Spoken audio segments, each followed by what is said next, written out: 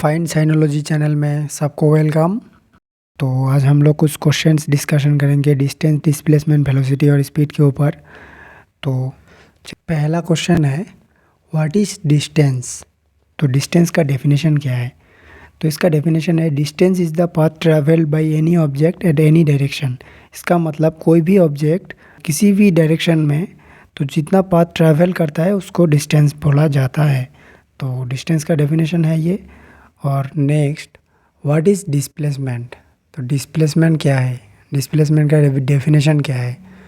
तो basically displacement ये भी एक टर्म है फिज़िक्स का। तो displacement it is the shortest distance between two points. इसका मतलब दो पॉइंट अगर ए और बी है तो ए और बी को मिला के जो लाइन ड्रॉ किया जाएगा वो स्ट्रेट लाइन होगा, वही होगा शॉर्टेस्ट डिस्टेंस, तो वही होगा डिस्प्लेसमेंट।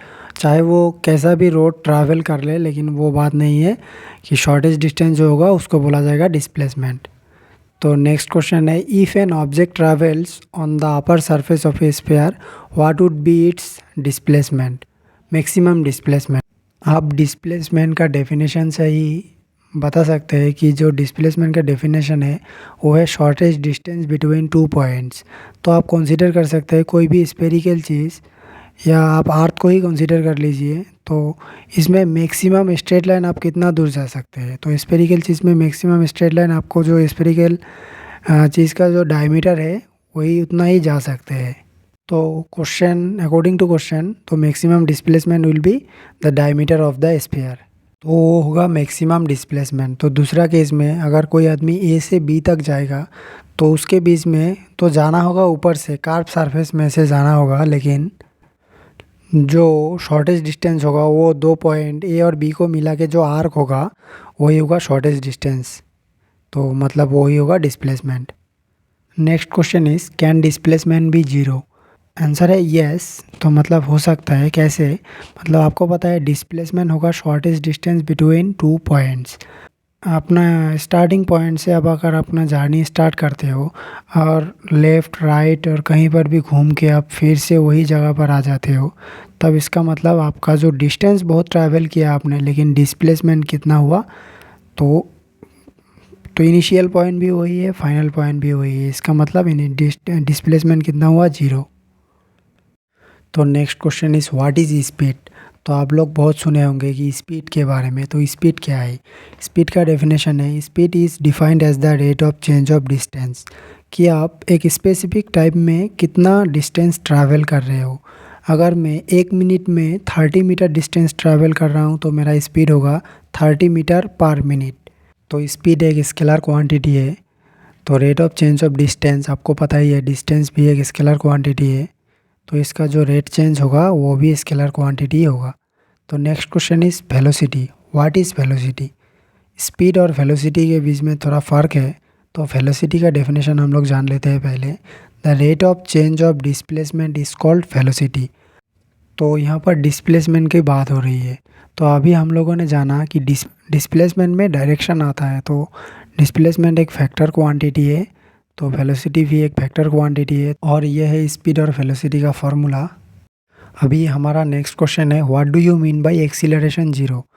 तो आप एक्सीलरेशन के बारे में बहुत सुने होंगे कि बाइक में एक्सीलरेट करते हैं।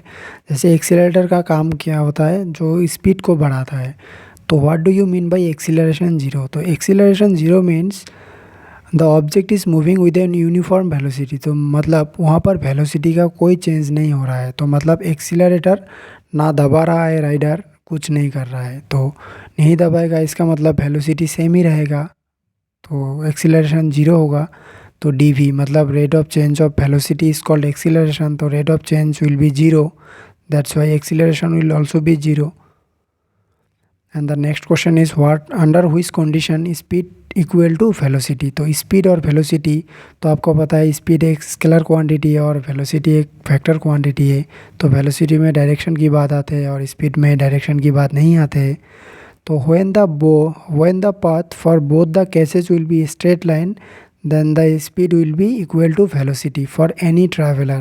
इसका मतलब जब स्ट्रेट लाइन होगा, जो पाथ जब स्ट्रेट लाइन होगा तो स्पीड और वेलोसिटी तो उसमें एक ही डायरेक्शन रहेगा, तो सेम होगा, दोनों में स्पीड और वेलोसिटी सेम रहेगा। तो बाइक में आप लोग देखे होंगे कि वहाँ पर स्पीडोमीटर लगा होता है, वेलोसिटी मीटर नहीं लगा होता है, क्योंकि जो एनी डायरेक्शन में जो चलता है तो उसमें सिर्फ स्पीड ही मापा जा सकता है, तो वेलोसिटी नहीं मापा जा सकता है। तो कोई बाइक अगर स्ट्रेट लाइन चल रहा हो तो आप उसको स्पीड भी कह सकते हो, वेलोसिटी भी कह सकते हो। नहीं तो अगर स्ट्रेट लाइन नहीं है तो आप वेलोसिटी नहीं कह सकते हो, सिर्फ स्पीड ही कहना होगा आपको।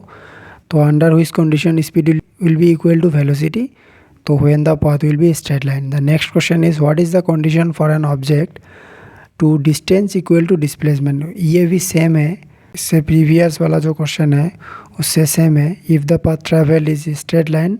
तो next question is what is the speed of sound in air.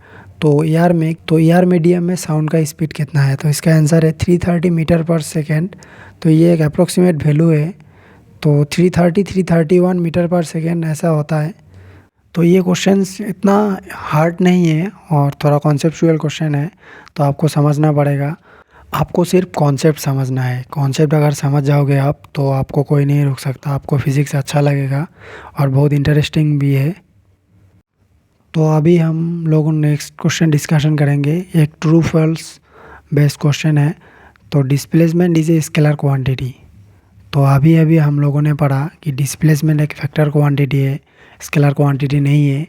Distance एक स्केलर क्वांटिटी है। तो क्वेश्चन के अनुसार तो लिखा है displacement is a scalar quantity, तो ऑब्वियसली ये एक फॉल्स स्टेटमेंट होगा, तो आंसर होगा फॉल्स। मोशन के ऊपर बाकी का क्वेश्चंस आपको नेक्स्ट वीडियोस में मिलेगा, तो आप लोग सब्सक्राइब कर दीजिए हमारे चैनल को, फाइन साइनोलॉजी चैनल को, और ज़्यादा से ज़्यादा शेयर कीजिए। जितने भी हायर सेकेंडरी और हाई स्कूल के साइंस स्टूडेंट्स हैं सबके साथ शेयर कीजिए। Thank you.